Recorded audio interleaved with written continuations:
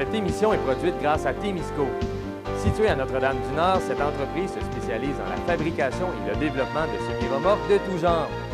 Au fil des années, Témisco a su se démarquer de la concurrence en devenant une référence nord-américaine de premier plan dans la conception spécialisée et innovatrice de semi-remorques. La force de Témisco a toujours été de savoir s'adapter à un marché en mouvement constant.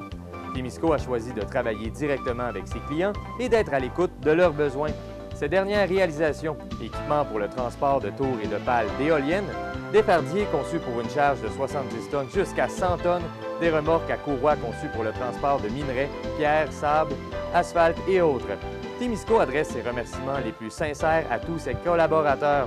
Merci à tous nos employés, merci à tous nos clients, merci à tous nos fournisseurs. Merci à tous ceux et celles qui, de près ou de loin, ont participé au succès de Témisco.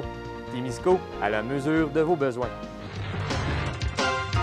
Cette semaine à Info Témis, la nouvelle programmation de TV Témis, Belle-Terre fête son 75e anniversaire, la 15e édition du Powwow de Témiscamingue First Nation, la sortie du DVD du documentaire Notre Retour.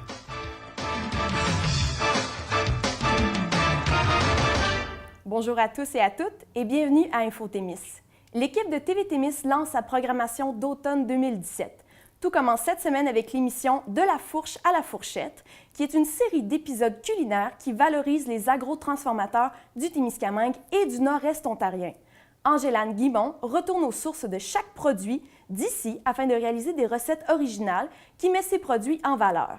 Le tout s'ensuit par une dégustation et une discussion enrichissante sur la situation des agrotransformateurs. Cette série est rendue possible grâce à Bison du Nord, Miel Habitémis, l'Éden Rouge, Vert Forêt, Fromage au village, Chocolat Martine, Norvie et surtout Angélane Guimont. Ensuite, une nouvelle forme d'émission est lancée à la programmation également. Il s'agit des Slow TV. Ce sont des émissions contemplatives. Dans la même formule que le feu de foyer, les Slow TV présentent plusieurs activités en temps réel, par exemple le travail des foins lors de la récolte. Outre ces nouveautés, TV Témis diffusera le talk show 100% Témis qui a connu un vif succès tout au long de l'été 2016. Chaque semaine, le Témiscamingue sera à l'honneur sur le plateau de La Bannique en compagnie d'Émilie Jacques qui rencontre des passionnés de la région de toutes les sphères. Des prestations musicales d'artistes locaux viennent ponctuer l'émission en plus de reportages spéciaux.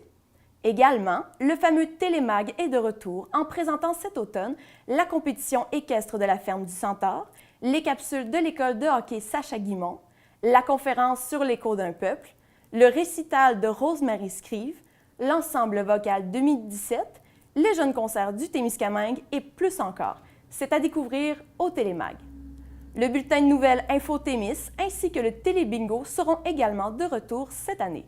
TV Témis se fait un devoir de capter des événements qui démontrent la joie de vivre et la fierté des Témiscamiens et Témiscamiennes. Notre région est riche grâce à tout ce qui s'y passe.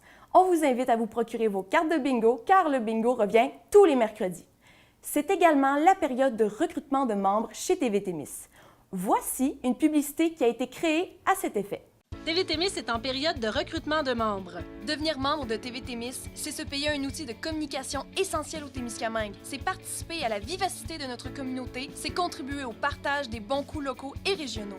Devenir membre de TV Témis, c'est aussi la possibilité de contribuer à la diversité et à la qualité des émissions présentées, en plus de faire en sorte de maintenir 3 emplois permanents et plusieurs pigistes en région. Participez à la campagne de financement annuel en faisant un don minimal de 5 $. Votre membership vous donne aussi droit de vote lors de l'Assemblée générale annuelle. Faites votre don en personne ou par la poste au 3 rue principale sud à Notre-Dame-du-Nord, GOZ 3BO. Visitez le site web témis.tv dans la section Services pour avoir tous les détails. L'équipe de TV Témis vous remercie. On vous invite bien sûr à être généreux. Plus de détails dans le prochain bulletin de nouvelles. Cet été s'est déroulé le 75e anniversaire de Belle-Terre. Plusieurs activités ont été organisées afin que la population se remémore l'histoire de la municipalité. En effet, c'est en 1942 que la ville fut officiellement fondée à la suite de l'ouverture de la mine. Dans les années 50, la ville a compté plus de 2500 habitants. La mine a fermé plusieurs années après et l'économie s'est complètement modifiée. D'après la journaliste Mathilde Manta, l'industrie forestière et touristique a pris le dessus sur l'industrie minière, mais que malgré cette chute démographique, Belle-Terre demeure un village énergique. il était important de marquer l'anniversaire de ce beau village par plusieurs activités, telles que le rallye historique, les jeux gonflables, un cocktail et une allocution de l'historien amateur Ghislain Loisel. Selon un article du journal Le Reflet, un souper au centre multifonctionnel de l'Est-Témiscamien fut organisé pour 280 personnes, accueillant autant de citoyens de la municipalité que des gens de l'Est et autres qui ont des liens avec Belle-Terre. Le 75e tombait en même temps que le 8e édition du Music Fest de Belle-Terre. Des groupes de plusieurs genres tels que Louis Bérubé, Highway 65, Black Beat et Zone 13, mais le groupe que tous attendaient vraiment était le groupe Blind Cougar, rendant hommage à Def Leppard. L'équipe de TV Témis était sur place. Voici le reportage de l'événement.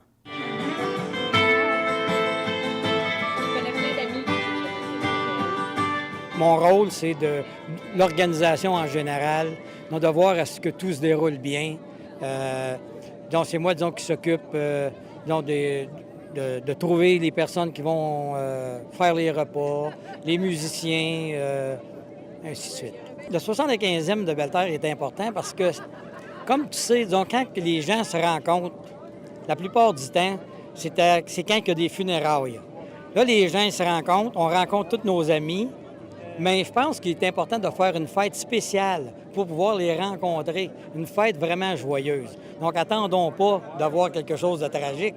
Donc, un 75e, on revoit des vieux amis que habituellement on ne reverrait pas. La ville de Belle-Terre, la façon qu'elle a évolué, bien, disons, on a commencé, drôle à dire, on a commencé, disons, gros et avec la mine, ça a commencé gros. Et avec les années, ça l'a décliné. Malheureusement, ça l'a décliné. On a eu des industries, les deux industries de bois. On a eu Canada Veneer. On a eu Commonwealth Plywood qui existe encore. Mais disons que, étant donné que ça ne fonctionne pas à l'année longue, c'est sûr, disons, que les gens, disons, qui veulent avoir un emploi à temps plein ont quitté la région. Et puis, parlez-moi des bons coups de Belle-Terre, que ce soit l'aspect des événements, au niveau économique, sportif, culturel. Bien, disons, Belle-Terre, disons qu'on reste une petite municipalité, une petite communauté unie. C'est pour ça, disons, que notre centre multifonctionnel est important, disons, parce que c'est un lieu de rassemblement culturel, sportif puis de loisirs. Puis, à partir de ça, on organise d'autres événements comme l'Oasis, le Music Fest. Parce qu'à Belle-Terre, la musique, disons, ça fait un peu partie des mœurs. Disons, tous les gens, ou pas tous les gens, mais presque tous les gens, disons, aiment la musique, que ce soit, disons, le country, le classique ou la musique pop, rock, et ainsi de suite.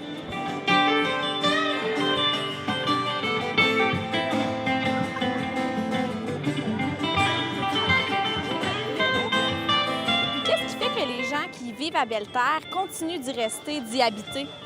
Bien, facile à comprendre parce que quand les gens, disons, ont quitté Belle-Terre pour une certaine raison, pour des raisons économiques, ils sont tellement contents de revenir aux sources.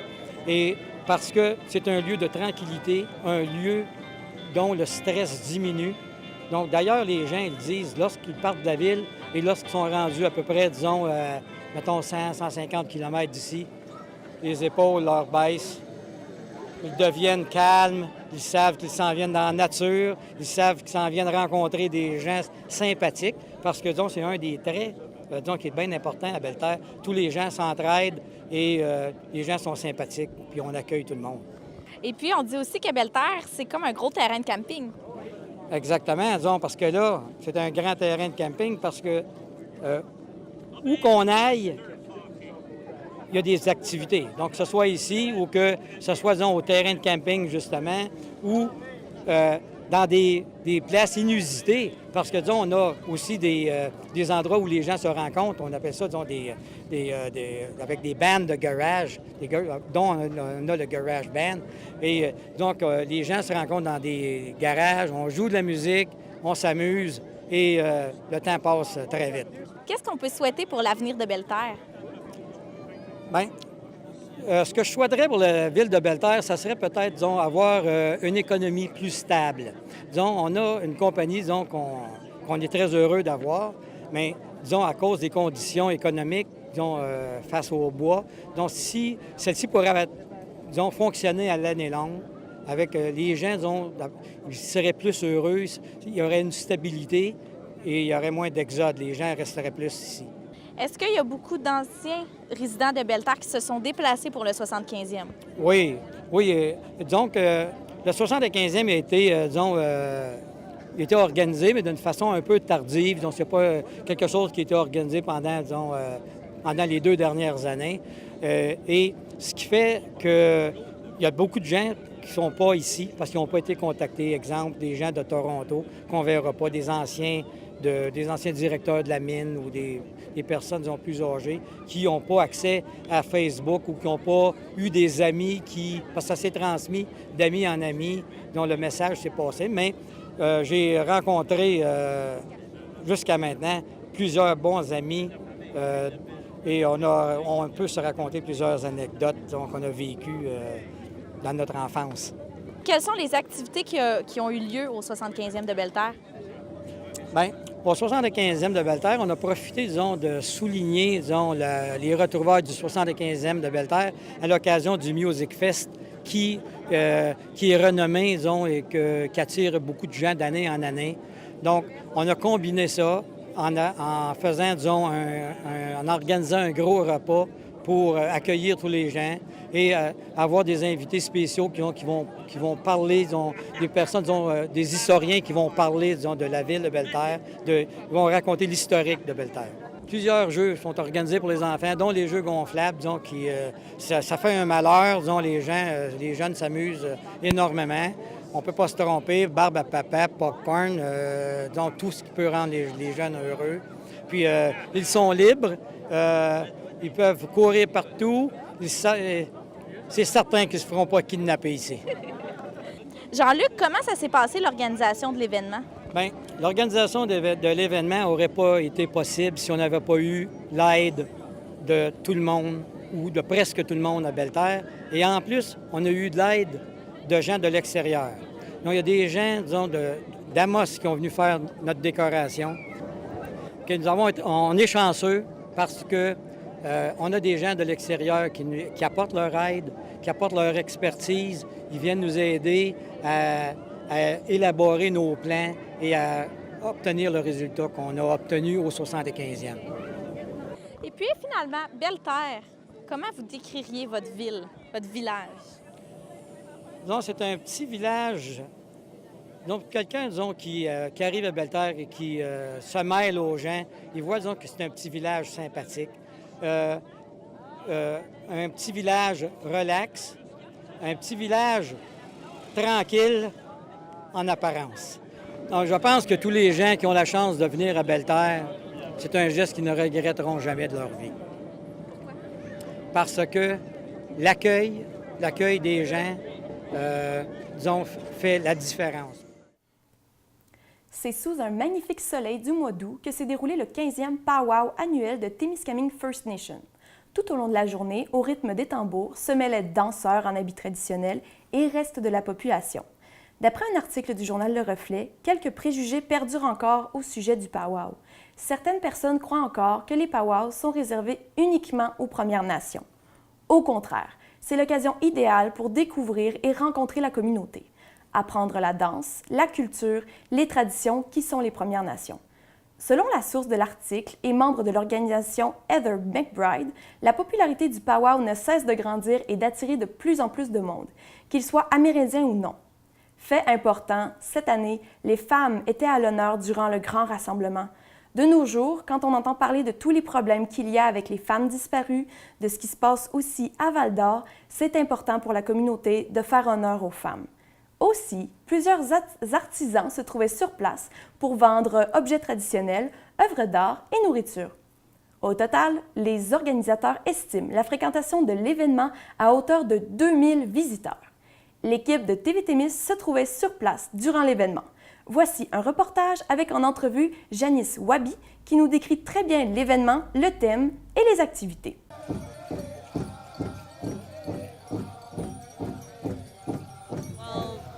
This is the 50th annual Témiscamingue First Nation powwow, and our theme this year is honoring our women.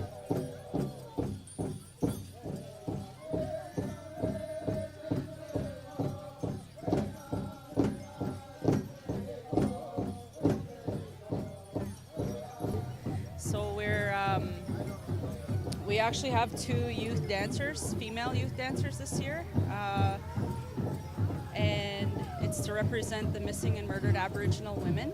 The powwow itself is just a gathering for everyone to come and have fun, celebrate, check out the craft vendors, the food vendors.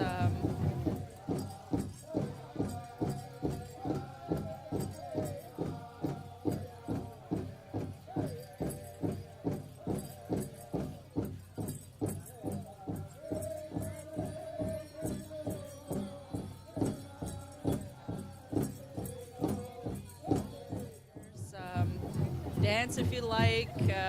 Just make sure and listen to what the MC says for the rules, kind of, because there are certain songs where people can't dance. It's just certain styles of dancing.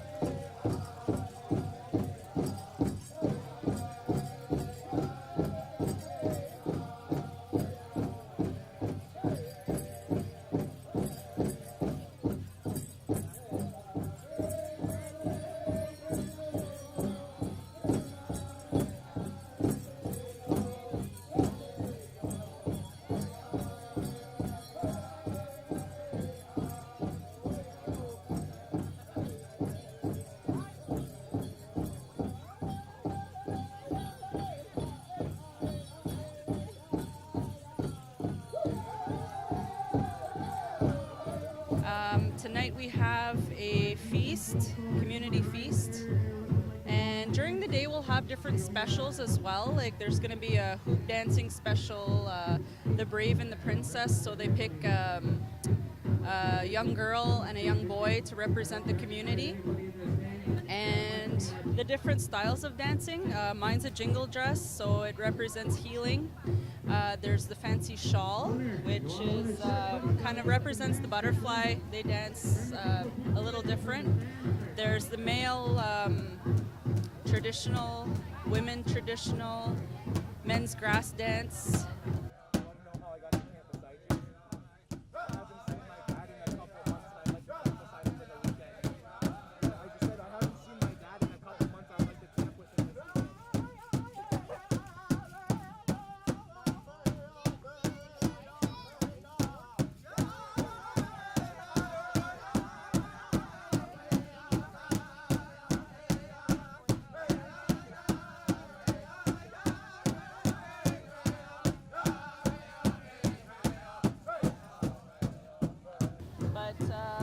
Yeah, it looks like they're all out there right now, so anyone's welcome to come out.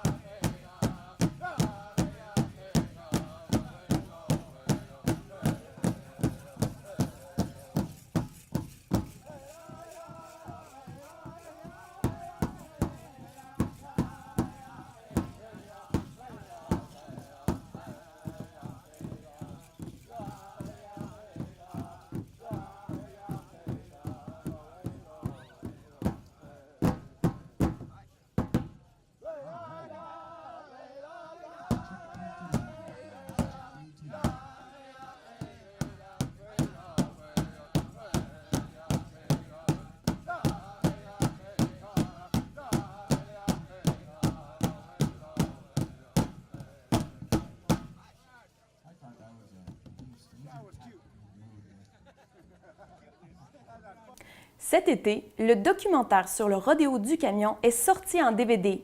En collaboration avec le festival même de Notre-Dame-du-Nord, le documentaire Notre rodéo est le portrait de ce festival d'envergure qui appartient à la population témiscamienne et qui contribue grandement à l'économie et à la visibilité de la région. Le long-métrage vise à renforcer le sentiment d'appartenance des Témiscamiens envers le rodéo du camion par le biais des témoignages des gens qui ont le rodéo à cœur.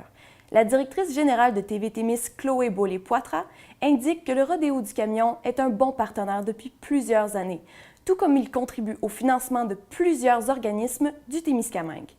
Puisque notre mission à TV Témis est de transmettre le pouls de la région, l'équipe avait envie de faire un portrait du rodéo vu de l'intérieur. Cette mission a été confiée à la réalisatrice Émilie Jacques, car tous connaissent son amour pour la région et sa volonté de la faire rayonner à travers ses projets. Elle remplit son mandat avec une réelle passion et tout cela transparaît à travers les choix des images et du montage du documentaire. Suite à ce projet, il y a eu une projection au cinéma du Rift accueillant une centaine de personnes. En plus du DVD du documentaire qui était en vente au kiosque de produits promotionnels du festival. Encore une collaboration qui offre un super projet.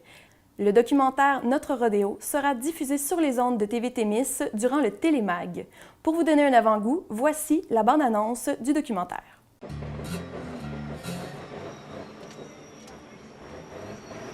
L'ambiance du Nord,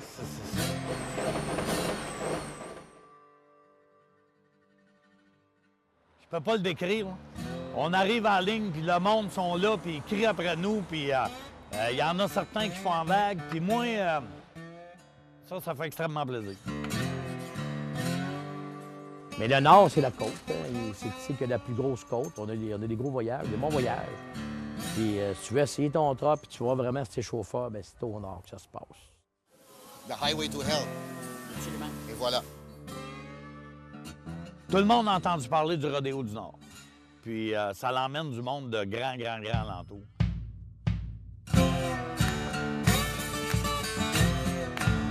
Quand on va dans les autres événements, les gens savent, eux autres, ils viennent du rodéo.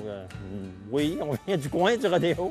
Fait qu'on dirait que le rodéo déborde le fait que le Témiscamingue est connu un peu partout dans la province avec ça. Fait que ça nous crée un fort sentiment. Puis oui, on est fiers de dire qu'on vient du rodéo. Pas de bénévoles, pas de rodéo. C'est pour ça qu'on essaie de les récompenser le mieux possible aussi. Souvent, mes amis vont me dire « Julien, t'as le rodéo tatoué sur le cœur. » Puis c'est vrai parce que tout ce que je peux faire pour aider, je vais le faire. Puis je pense que c'est important. Je pense que c'est de montrer à la communauté que le rodéo du camion, même si l'événement est fini, on est encore présent. On travaille fort pour ramener la 37e édition, mais montrer que le rodéo, c'est pas fini. C'est un travail de longue haleine pendant toute l'année. Je pense que c'est ça qui est important. À travers le temps, je te dirais que ça a beaucoup changé, ça a beaucoup varié. Dernièrement, je pense ce qui fait la popularité de l'événement, c'est son aspect familial. Maintenant, on participe au rodéo, on le subit pas. C'est mon rodéo. C'est notre rodéo. Fait que j'ai pas d'autres mots, je te dirais, pour dire le sentiment d'appartenance. C'est à nous, il faut travailler pour le garder. Fait que moi, je dis longue vie au rodéo du camion. Puis on va travailler fort pour qu'il reste encore un autre 36 ans.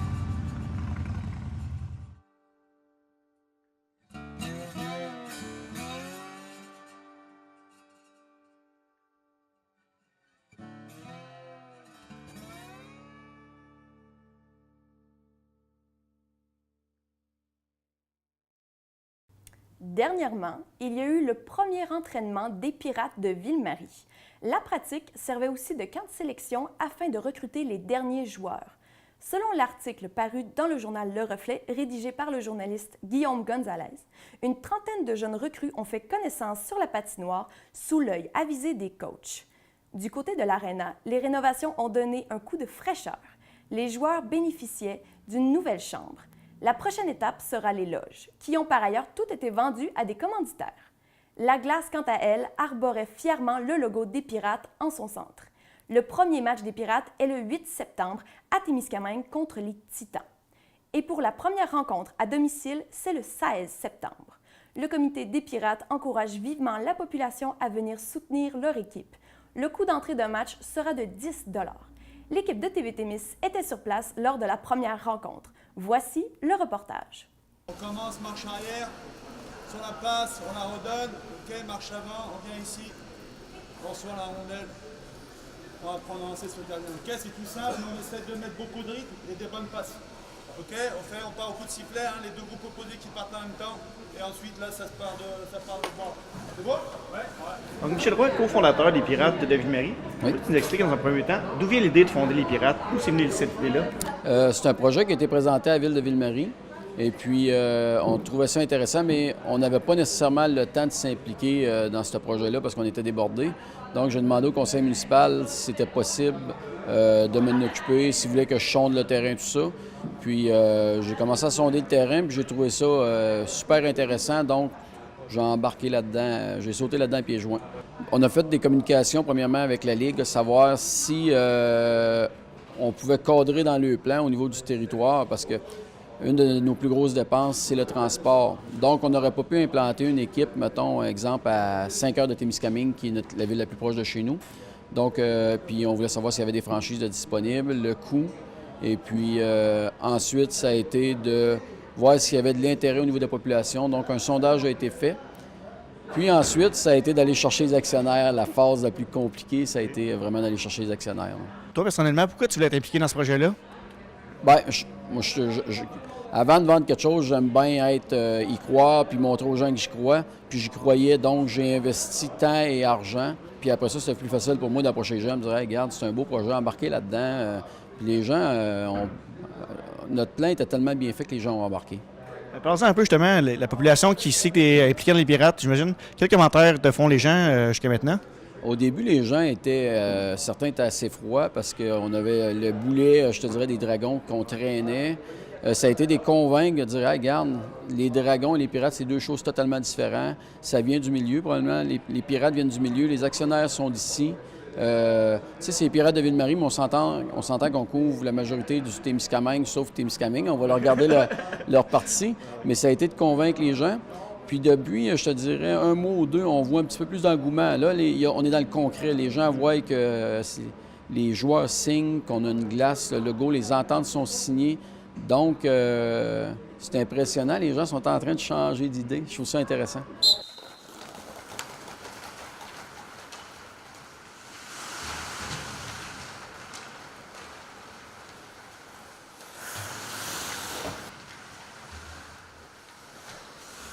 Gilles Robert, directeur du recrutement hockey pour les Pirates de Ville-Marie. On est en plein dans le cœur d'entraînement. Combien de joueurs sont présents cette année pour le premier camp des Pirates? On a 25 joueurs qui sont sur la patinoire. Il en manque encore, je crois que c'est 4 ou 5 là, qui arrivent de l'extérieur, dont 2 de la France qui arrivent cette nuit. Ils vont être ici demain.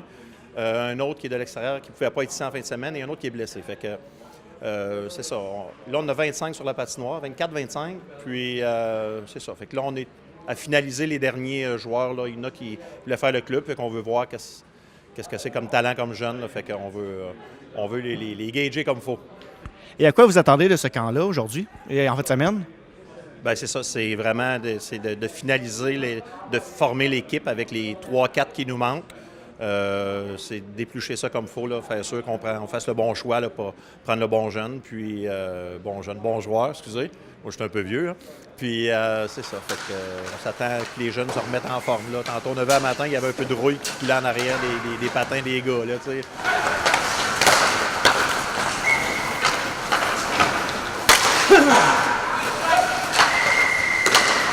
Bien, tout d'abord, ce qu'on recherche, c'est à la base, c'est des bons joueurs. Ça, c'est la base pour commencer une belle équipe. Puis, ce qu'on recherche, on recherche une belle chimie. On recherche une diversité aussi en même temps, de trouver les meilleurs gars possibles. Là. Qu'est-ce que tu recherches pour un bon entraîneur, pour une équipe? Pour un bon entraîneur, je pense de nos jours aujourd'hui, c'est de la communication, de l'écoute, de l'empathie avec les jeunes, d'écouter les jeunes aujourd'hui. On est d'un monde de communication rapide, fait que c'est facile de dire des choses ou d'entendre des choses. Fait que c'est important d'être à l'écoute de son entraîneur, puis que l'entraîneur soit à l'écoute des jeunes beaucoup. Là. Lui, il va décoller des sets. Lui, il va donner la passe. Il va continuer un défense, un compteur. L'autre, il fait la passe de lui. Après ça, il va ressortir. Ils font la passe de l'autre. La défense sortie. Ça va ici. Donc, Steve Gilmore, entraîneur-chef des Pirates de Ville-Marie. Combien de joueurs sont présents au camp et qu'est-ce que tu attends de ce camp-là des Pirates aujourd'hui? Bien, moi, c'est juste pour voir l'évaluation de le gars parce que moi, je n'ai jamais vu jouer encore. C'est la première fois pour tout le monde ensemble. Ils vont juste une bonne évaluation. Après dîner, ils vont faire un petit coupe de scrimmage ensemble. On va faire le petit game ensemble pour voir ce qui change le talent avec une game puis compte pas de game. OK. Et puis, qu'est-ce que vous expectez? Qu'est-ce que vous attendez de chaque joueur? Bien, moi, je attendais rien que pour 100 % de chaque gars parce que moi, ici, pour donner 100 % mais les autres, tout. Donne-moi 100 % ils vont bien ensemble, une bonne équipe. Puis maintenant, comment ça se passe jusqu'à maintenant, le camp? Ça va bien? Oui. Jusqu'à date, ça va bien. J'ai bien satisfait avec le monde. C'est quasiment une trentaine de gars, là. C'est pas pire. Puis ça va bien avec le gang. Puis certains, c'est une place pour 2-3 autres demain, ils vont arriver. Puis on va voir, c'est tout ensemble, ça va sortir bien la boîte. Et puis, vous êtes quel genre d'entraîneur, vous? Comment vous décrivez votre style d'entraîneur? Est-ce que vous êtes un entraîneur plus offensif, défensif? Comment vous décrivez votre style de coach? Bien, moi, mon style, c'est toujours commencer avec le goaler en sortie. Puis je n'aime pas les affaires de juste le long pass, les affaires de même. On va sortir comme une équipe, puis ils contrôlent la rondelle, c'est plus important pour moi. Au niveau des joueurs locaux de la région de l'Abitibi-Témiscamingue, on en a plusieurs. On ne pensait pas qu'il y avait un gros bassin de joueurs de qualité comme ça en région. Vraiment, j'ai été vraiment surpris. Vous pouvez voir sur la patinoire, là, c'est des gars qui ont joué dans du collégial 3A, dans le Forestier à Amos, dans le 2A à Rouen. Val-d'Or, La Sarre, il y en a de partout. Mais c'est important d'en trouver des gars de la place. Un, pour le spectacle, les gens vont vraiment s'identifier à eux. Là, le petit gars qui vient de La Sarre, Val-d'Or, Rouen, Ville-Marie, la Verlochère, Notre-Dame-du-Nord, les gens vont être fiers. Là, ils vont venir les encourager. Comment ça se passe pour vous, le camp d'entraînement? Et c'est quoi un peu tes attentes dans ce camp-là? Bien, je pense que tout le monde ici est agréablement surpris. Dans le fond, il y a des vraiment bons joueurs, du bon de talent. Il y a une bonne possibilité pour l'équipe pour l'avenir, puis on est confiants, ça va bien. Toi, tu es un joueur justement qui est natif du Témiscamingue.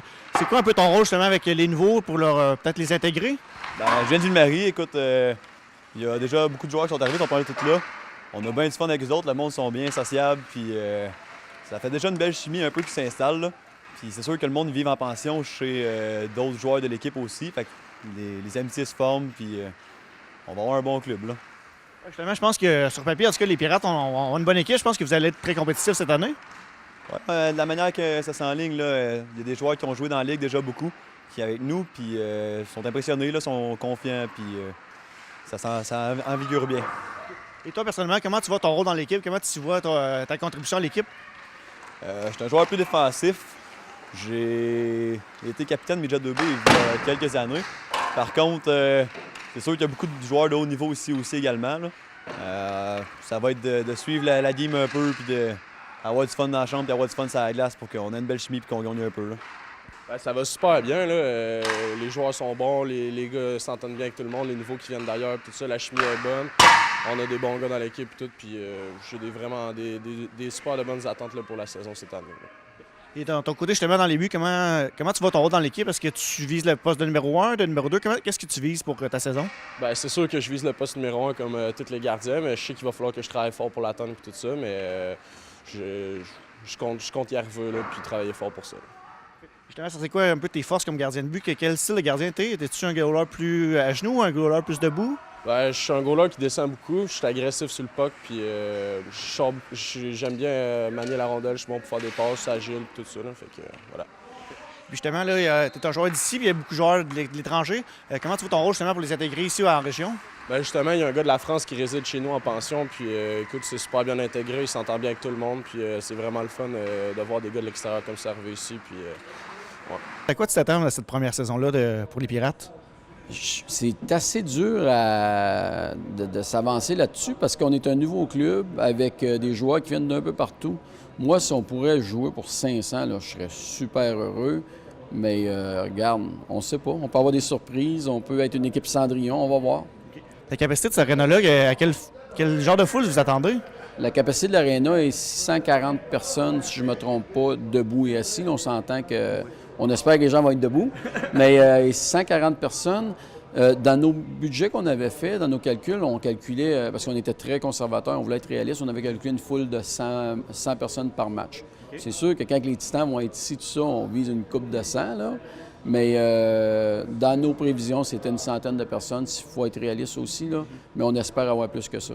Qu'est-ce que tu attends de l'équipe cette année? Hein? Bien, je m'attends de vous donner un bon spectacle au Témiscamingue à Ville-Marie. Je m'attends à une bonne saison. Je crois qu'on va être compétitif. Quand on va dans les réunions à Toronto, les DG des autres équipes, ils me parlent puis ils me disent « Ah, vous allez avoir un bon club. » Puis parce que sur les réseaux sociaux, maintenant, tu es capable d'aller voir les joueurs, tout leur CV, leur parcours de vie, quand les joueurs sont dans l'élite, parce que la majorité sont toutes là-dedans. Tu es capable de les suivre, ces jeunes-là qui viennent de la Russie, de la France ou de Trois-Rivières. Tu peux le suivre partout, le jeune, aujourd'hui. Comment vous voyez ça, la rivalité à venir, peut-être avec les Titans de Témiscamingue? Bien, ça va s'appeler pas mal la guerre de la 101 parce que ça a pas mal été baptisé de même. Puis il y a Boba là, qui m'envoie des photos des fois de Témis avec un peu des choses drôles. Là. Je vous les montrerai pas, là. Mais ça va s'appeler la guerre de la 101. Ça, mec, c'est de la POC tombe à terre, ça va être une game de hockey. Et quand sera le premier match à domicile de la saison régulière des Pirates?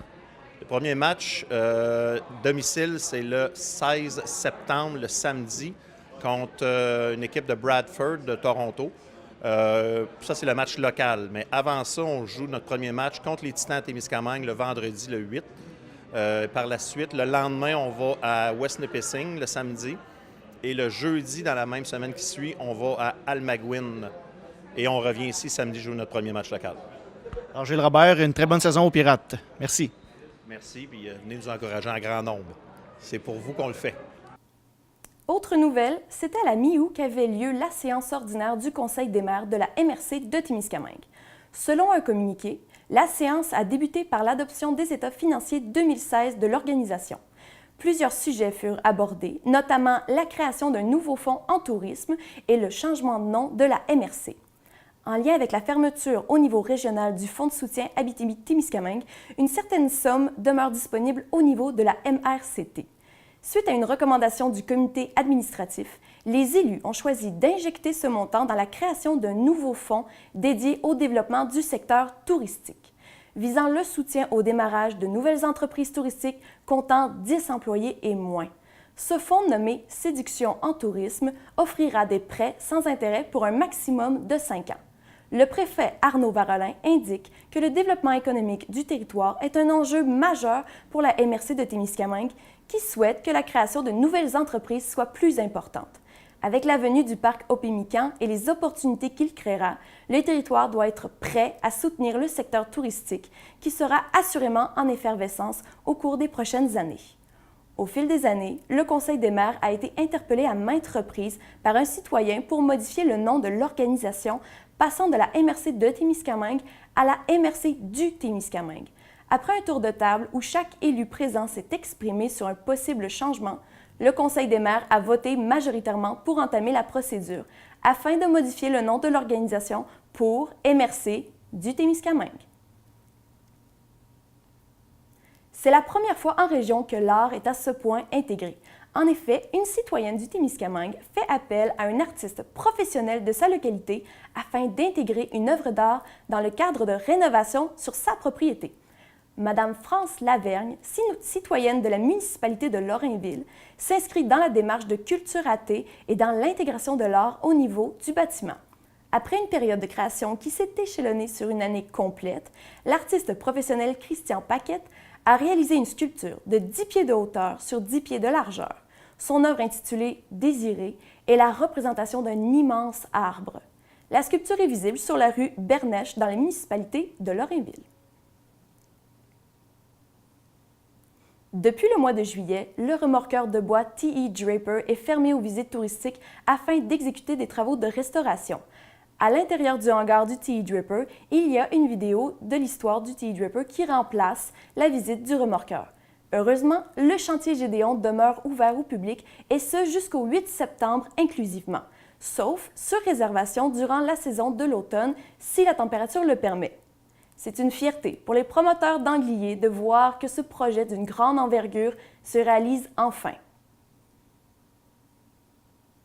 Une remarque intéressante a été émise par le journal Le Reflet au sujet des passages piétons à Ville-Marie, qui sont rares. Pourtant, bon nombre de personnes utilisent la marche comme moyen de déplacement. Il est important de préciser que concernant le tronçon de la route 101 traversant tout Ville-Marie, Son aménagement est sous la responsabilité des ministères des Transports. Pour le reste du réseau, il relève de la responsabilité de la Ville. Selon le journaliste Guillaume Gonzalez, le passage à piétons à l'intersection de la route 101 et Notre-Dame-de-Lourdes est problématique. Lors de la réfection de la 101, il a été décidé de refaire les avancées afin de prévenir certains accidents, notamment les dépassements par la droite. Malgré tout, ce passage reste encore dangereux d'utilisation pour nombreux piétons. Mais la Ville de Ville-Marie n'a pas le contrôle sur cette portion de la route. Le ministère élabore des stratégies selon des statistiques prenant en compte de nombreux paramètres. C'est ainsi qu'il a été décidé de refaire les avancées à l'intersection de la route 101 et Notre-Dame-des-Lourdes. Aussi, Luc Adam, directeur aux communications du ministère des Transports à Rouyn-Noranda, fait savoir qu'en mai 2017, la Ville de Ville-Marie leur a fait la demande d'améliorer la visibilité de ces passages à piétons. Il est notamment demandé d'installer des balises au milieu de la chaussée. Le ministère est sur le point de rencontrer les partenaires du projet, un sujet à surveiller de près dans vos actualités. À moins d'1 an de l'ouverture partielle du parc au Pémican, Danny Garot, directeur du parc, annonce qu'au niveau des travaux, tout va super bien. Ils ont une équipe qui est entrée en fonction dès le début de l'été pour la création du réseau des sentiers dans le parc. Celle-ci travaille actuellement dans le secteur de la rivière Kipawa. Le réseau des sentiers sera de très haut calibre. Un gros chantier s'opère aussi parallèlement sur l'accès à ce secteur, plusieurs entrepreneurs travaillant actuellement sur la voirie. D'après un article du journal Le Reflet, une firme d'aménagement travaille également sur le concept de disposition de la Grande Chute qui devrait être prêt aussi pour le printemps 2018, tout comme celui du camping. Des échanges se font aussi avec la municipalité de Laniel et il en résulterait un poste d'accueil secondaire directement dans les édifices de la municipalité. Les travaux concernant la pointe au Pémican et son accès sont eux aussi en cours. Les activités de pêche récréative, quant à elles, se maintiennent depuis l'arrivée de l'équipe du parc sur place. De quoi donner un avant-goût du parc avant son ouverture. Un retour sur la foire gourmande de cet été nous indique un franc succès. Lynn Descoteaux, présidente de l'événement, avait clairement annoncé que la foire sera plus gourmande que jamais et sera au service des agrotransformateurs et agroproducteurs.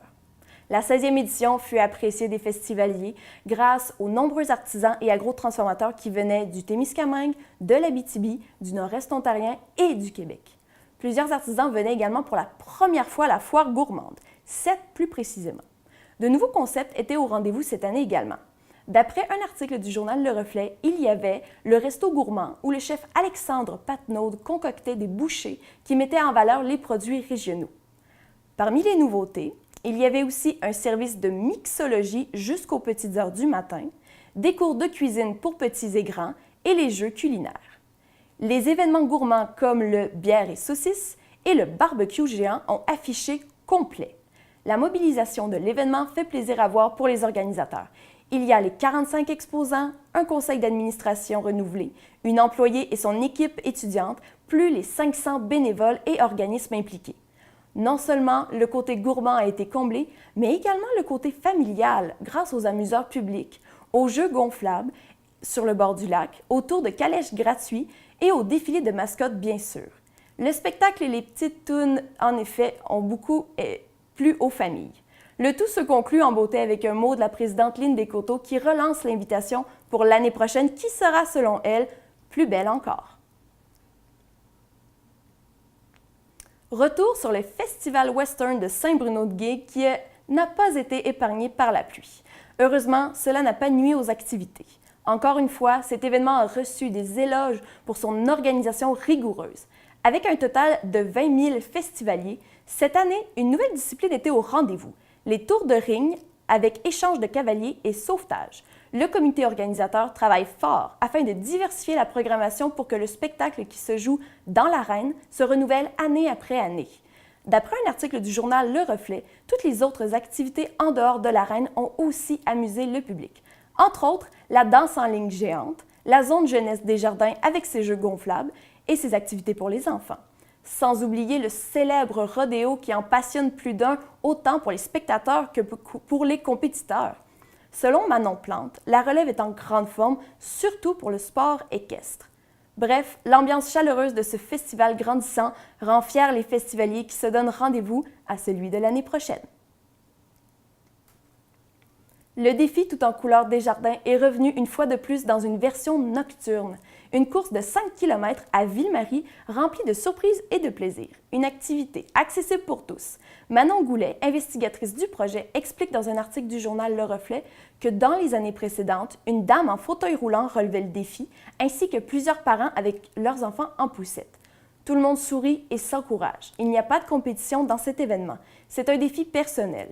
Pour le volet social, Manon Goulet rappelle que les fonds amassés grâce aux inscriptions sont remis à la collectivité tels que Amis de Rémy pour des projets éducatifs, à l'Entretoise et au regroupement d'entraide sociale aussi. Au total, 160 coureurs y étaient. C'est une activité organisée pour la région et qui prendra place sans doute encore l'année prochaine.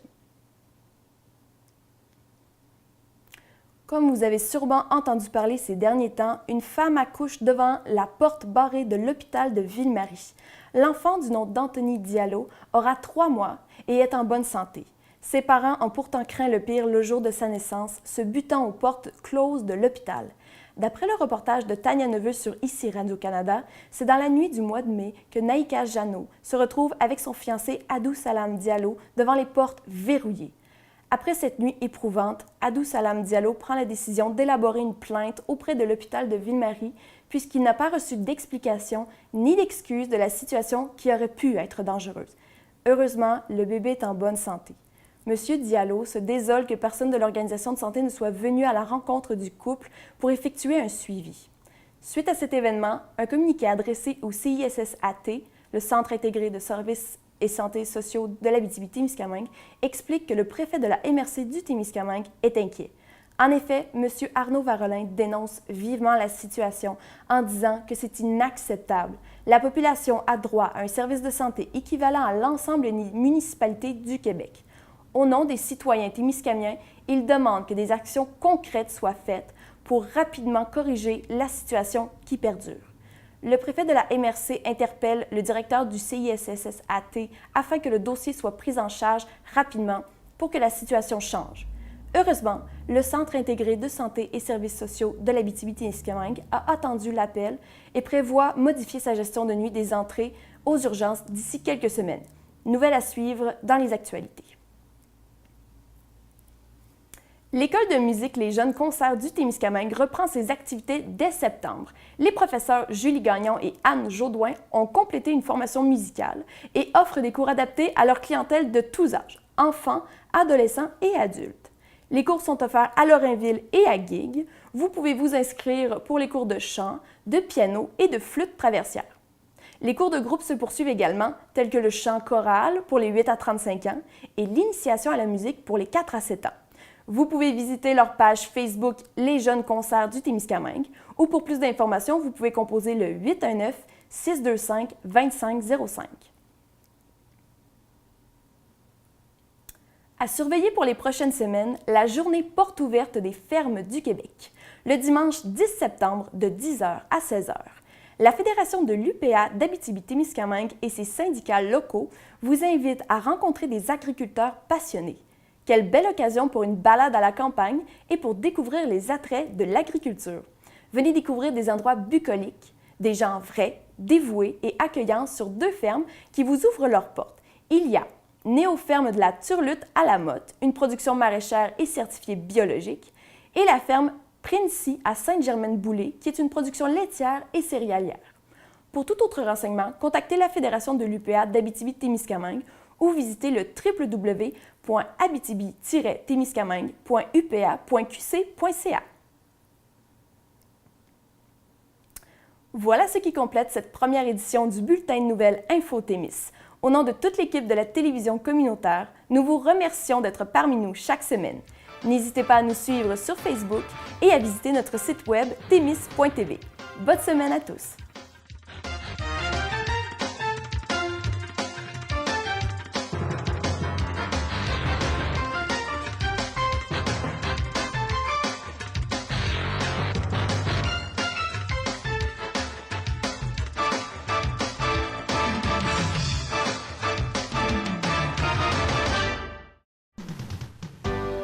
Cette émission est produite grâce à Témisco. Située à Notre-Dame-du-Nord, cette entreprise se spécialise dans la fabrication et le développement de semi-remorques de tout genre. Au fil des années, Témisco a su se démarquer de la concurrence en devenant une référence nord-américaine de premier plan dans la conception spécialisée et innovatrice de semi-remorques. La force de Témisco a toujours été de savoir s'adapter à un marché en mouvement constant. Témisco a choisi de travailler directement avec ses clients et d'être à l'écoute de leurs besoins. Ces dernières réalisations, équipements pour le transport de tours et de pales d'éoliennes, des fardiers conçus pour une charge de 70 tonnes jusqu'à 100 tonnes, des remorques à courroie conçues pour le transport de minerais, pierres, sable, asphalte et autres. Témisco adresse ses remerciements les plus sincères à tous ses collaborateurs. Merci à tous nos employés, merci à tous nos clients, merci à tous nos fournisseurs. Merci à tous ceux et celles qui, de près ou de loin, ont participé au succès de Témisco. Témisco, à la mesure de vos besoins.